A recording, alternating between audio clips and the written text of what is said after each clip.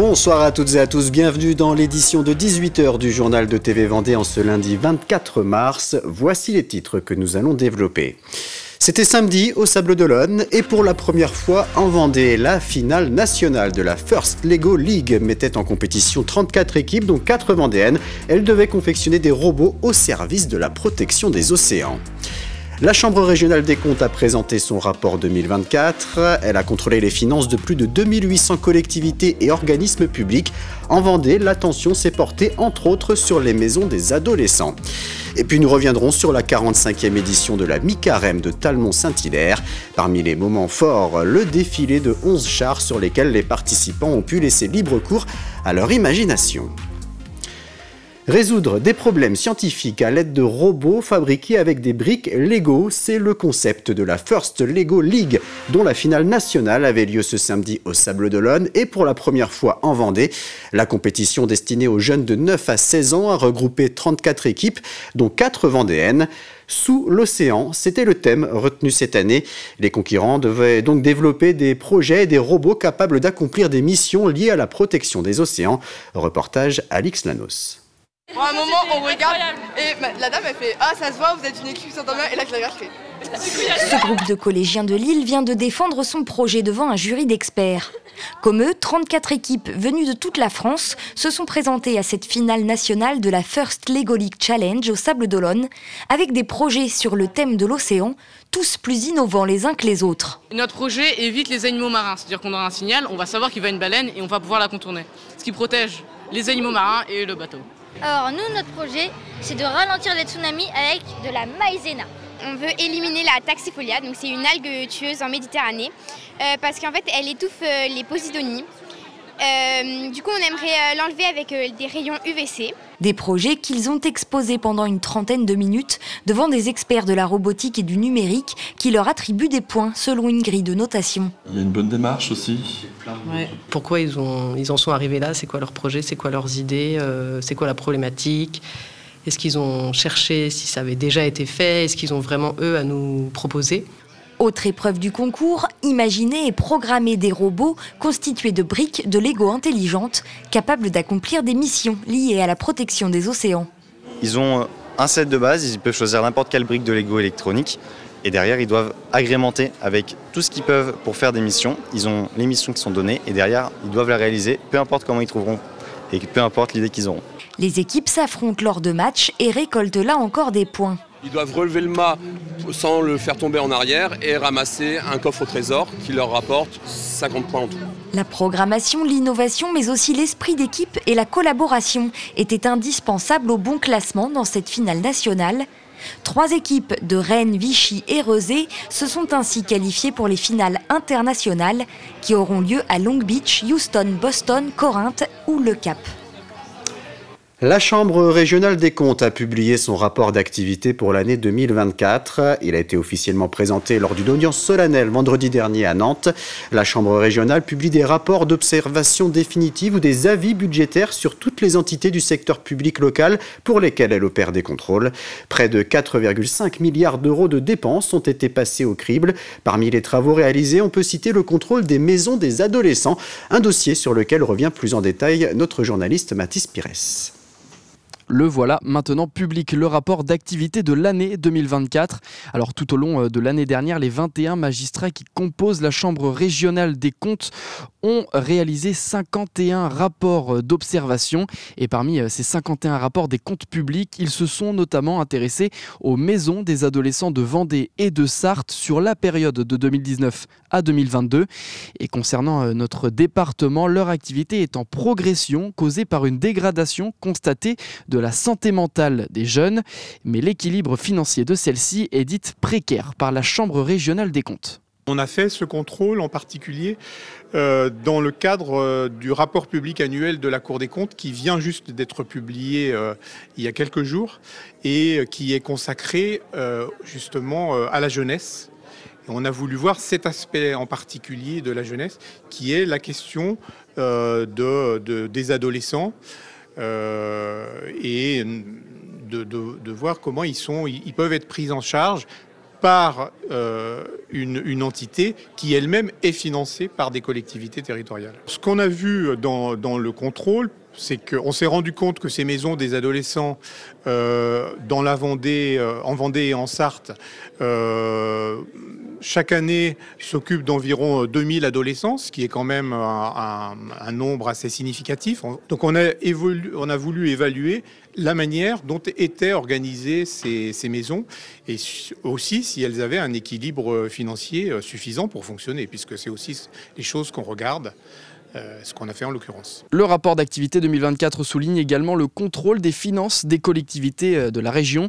Et bien que Noirmoutier-en-Île et La Roche Agglomération aient été pointés du doigt ces derniers mois, la Vendée ne fait pas partie des départements les plus en difficulté financière.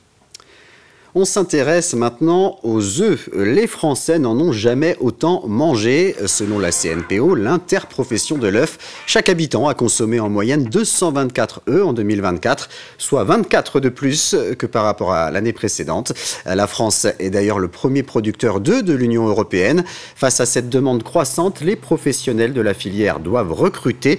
Du côté de l'entreprise des œufs Gélin à Chauchet, par exemple, plus de 60 personnes sont employées en CDI, mais plusieurs dizaines de contrats sont encore à pourvoir. On espère que ça va continuer comme ça et que ça va nous ouvrir le champ de nouvelles possibilités, nouvelles opportunités. On a actuellement de la place disponible pour accueillir de nouvelles activités. Forcément, notre métier se complexifie. On a besoin de nouveaux talents et de se spécialiser et d'être experts sur chaque pan de nos métiers. Et pour ça, effectivement, il faut aller chercher les connaissances là où elles se trouvent. On l'observe cette année par rapport à l'année dernière, et c'est quelque chose qu'on observe aussi depuis ces 3 dernières années. On observe une augmentation de la consommation des œufs de manière générale. L'inflation est probablement la cause principale, mais on revient aussi par le cuisiner à la maison sur une utilisation de l'œuf qu'on avait peut-être un petit peu perdu. Donc l'œuf, c'est un produit vraiment simple à utiliser et qui est quand même un ingrédient dans beaucoup de recettes. En termes d'accessibilité de prix, c'est quand même la protéine animale la moins chère du marché. 80 personnes à Noirmoutier, entre 100 et 150 à Fontenay-le-Comte et 500 personnes à La Roche-sur-Yon. Ce sont les chiffres des organisateurs des manifestations organisées ce samedi à la suite d'un appel international lancé dans le cadre de la Journée mondiale contre le racisme et le fascisme. Associations, syndicats et partis politiques ont relayé cet appel afin de dénoncer les comportements racistes et xénophobes dans la société. En Vendée, différentes organisations telles que la CIMAD, Attaque Vendée, FSU 85, le planning familial ou encore le centre LGBTQI+, étaient mobilisés. Je pense que c'est important d'être dans la rue pour ces belles valeurs. Quand même, c'est la France. Et contre la montée de l'extrême droite, contre le racisme, il faut qu'on soit plus unis. Il faut que... pour moi, c'est des valeurs humaines, c'est normal. C'est normal d'être là. Je me souviens, dans les années 70, quand quelqu'un faisait une réflexion raciste, tout le monde se retournait en disant quelle horreur. Et aujourd'hui, c'est répandu partout, quoi. Notamment le racisme anti-arabe, anti-musulman. Il faut être là parce qu'on est tous humains, on a tous besoin les uns des autres, on a tous à s'apporter les uns les autres. La première pierre du futur centre parental Vista a été posée à Chaland. Il proposera 7 logements et des espaces collectifs de vie pour accompagner et favoriser l'autonomie des familles fragiles orientées par l'aide sociale à l'enfance. Il s'agira du tout premier établissement de ce type en Vendée. Un projet porté par l'association Vista avec Vendée Logement et le soutien du département et de la ville de Chaland pour un coût total qui s'élève à 2,5 millions d'euros. Il s'agit d'accompagner les parents qui sont en situation de fragilité affective, qui sont un peu perdus, moi quelquefois d'ailleurs très perdus. Plus les liens affectifs sont garantis, sécurisés, et plus nous avons ça renforce la possibilité pour les personnes de mieux s'insérer dans la société. C'est ça l'intérêt. Il s'agit d'un petit collectif. On a un rez-de-chaussée et 2 étages supplémentaires sur lequel, donc, au rez-de-chaussée, on aura des espaces de bureaux avec un T2 avec accessibilité PMR. Et sur les 2 étages supplémentaires, on aura donc 6 logements T3 avec une architecture plutôt contemporaine, avec la nouvelle réglementation environnementale. Et on a souhaité avec l'architecte et Vista que cette architecture soit aussi dynamique et chaleureuse pour qu'il puisse s'accompagner dans le tissu urbain. On termine ce journal avec quelques images de la mi-carême de Talmont-Saint-Hilaire. La 45e édition de cet événement a eu lieu ce samedi, sous la pluie mais dans la bonne humeur malgré tout. Des invités d'exception étaient présents pour l'occasion. Citons par exemple l'acteur Lucien Jean-Baptiste, la championne de wave ski Océane Lucas, l'historien Jacques Guichard ou encore le skipper Benjamin Dutreux. Le public est venu nombreux admirer le défilé des 11 chars aux univers très variés, du Vendée Globe à la magie de Disney en passant par les émotions ou encore les Vikings. Malgré le temps, je suis impressionnée du nombre de gens qui se sont déplacés pour voir ça. Donc chapeau les Talmondais. C'est beau, j'aime bien ça. Ils sont très bien faits, il y a plein de fleurs. Waouh, je suis époustouflée. Je trouve que ça fait vraiment plaisir de voir que toute la population de la ville et surtout les jeunes font partie du spectacle. Ça me fait vraiment plaisir. Et c'est du travail, on voit les bénévoles qui font ça, chapeau. Hein. Ils sont fantastiques, ils ont bien fait là. C'est trop bien. Moi j'adore. Ah bah c'est super, comme chaque année. Bon, il y a la pluie malheureusement, mais les enfants sont contents, puis franchement c'est magnifique. C'est très joli, de plus en plus beau. On a quand même une préférence pour Walt Disney là, hein. Ah bah oui, hein. Je suis très contente d'être talmondaise et de voir qu'en effet, on fait perdurer des manifestations comme ça, soi-disant pour dire au revoir à l'hiver, un peu difficile, mais bien. Moi, j'ai toujours connu ça. C'est la fin de ce journal. Je vous souhaite une excellente soirée sur TV Vendée.